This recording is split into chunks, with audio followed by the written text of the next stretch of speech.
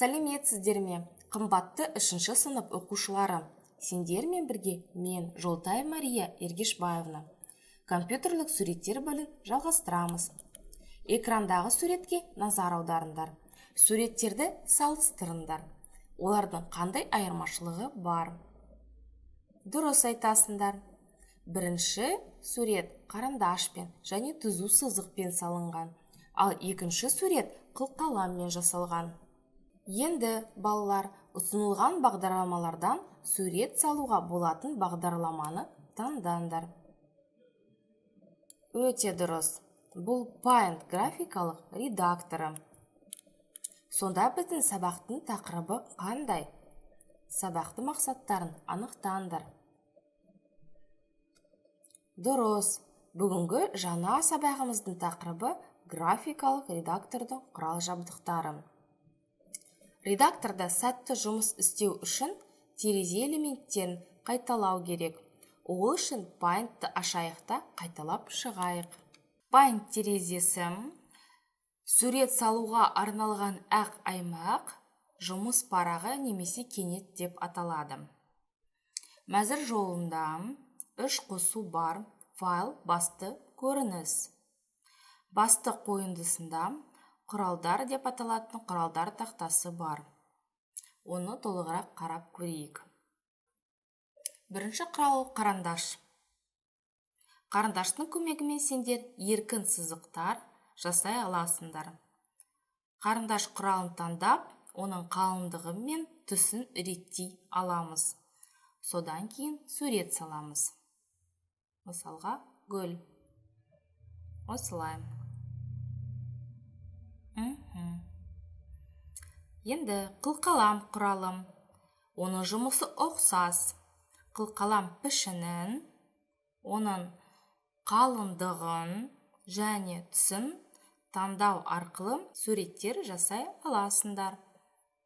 Мінеки, мысалға, гүлдің сабағы. Қарындаштан айырмашылығы қылқалам кейіс немесе өмірдегі сияқты жұмсақ, ал қарындаш белгілі бір түстің айқын сызықтарын жасайды. Яғни гүлімізді бояуға болады. Бояу құралым пайдаланып таңдалған түспен жабық пішіндерді толтыруға болады. Осылай. Боясақ, осында әдемі сурет шығады бізде. Егер кенеттен фигураның сызықтарында тесік болса, онда бояу бүкіл жұмыс аймағына төгіледі. Осындай кертік болса, оны бояған кезде біз бүкіл жұмыс аймағын таңдалған түспен толтыра аламыз. Яғни ол барлық біздің аймаққа ағып кетеді. Келесі өшіргіш. Өшіргіш арқылы біз қате істеген жерімізді өшіре аламыз. Өшіргіштің түсі фон түстерімен немесе екі түсімен сәйкес келеді. Бізде екі түсі жасыл жаңағыдай. Келесі мәтін. Мәтін құралы. Бізге жазба жасауға мүмкіндік береді және қосымша вкладка пайда болады көріп отырғандай. Онда сендер мәтіннің кәріпін, өлшемін және стилін таңдай аласыңдар. Мысалы, гүл сөзін жаза аламыз, цветок. Оның түсі көк қылды кәріпін жасадық, Келесі құрал пипетка. Оның көмегімен сендер суретте бұрыннан қолданылған бір түсті түс ретінде тез таңдай аласыңдар. Жасыл мысалы түсті. Мұны істеу үшін пипетка түсі жасағын келетін нысанға апарасыңдар. Және тінтуірдің сол жақ батырмасын басасыңдар. Дұрыстап қарап алыңдар. Өшіріп тастауға болады, өшіргішті қолданып. Енді панельдің соңғы құралы масштаб. яғни ол бағдарламаның күй жолағында орналасқан масштабпен бірдей тапсырманы орындайды. Масштабын үлкейту, кішірейтуге болады. Бағдарламаны сақтайық. Балалар, енді техникалық диктант жазып көрейік. Мәтінді оқыңдар.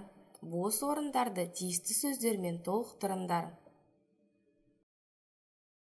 Менің ойымша, сендер тапсырманы жақсы орындаған сияқтысыңдар. Келесі тапсырма. Графикалық редактор Paint терезесінің элементтерін атаулармен сәйкестендір.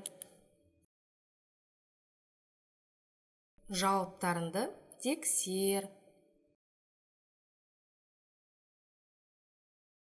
Тақырып жолы, құралдар жиыны, түстер палитрасы, мәзір жолағы, күй жолағы, сурет салу аймағы. Келесі тапсырма. Paint командасын ашып, әртүрлі геометриялық бұрыштардан сурет салыңдар.